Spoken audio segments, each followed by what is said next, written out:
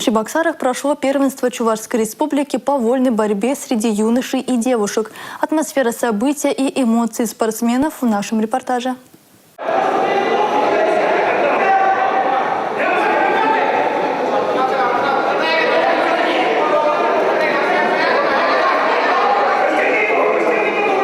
Всего на коврах борьбу за медали ведут 220 спортсменов. Судить участников будут по победам, начисляя баллы за выполнение определенных приемов, которые фиксируют судьи первенства. Выталкивание за ковер, выход за ковер – 1 балл. Выход за спину соперника – 2 балла оценивается.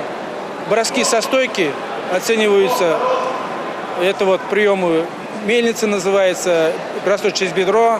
4 балла оценивается. Если фиксация на спину, это чистая победа считается.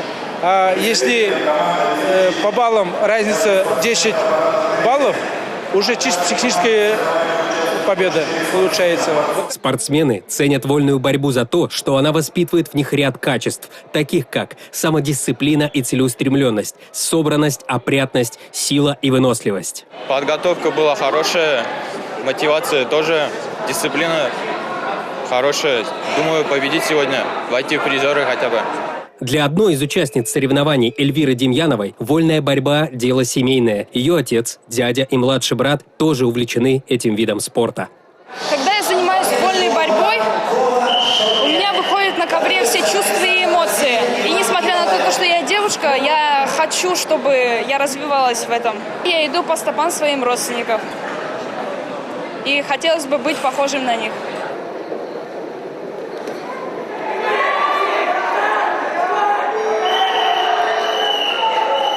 Победители этого первенства среди юниоров до 21 года и юношей и девушек до 18 лет будут отобраны для участия в первенстве Приволжского федерального округа по вольной борьбе, которая состоится в этом же зале 8-10 февраля.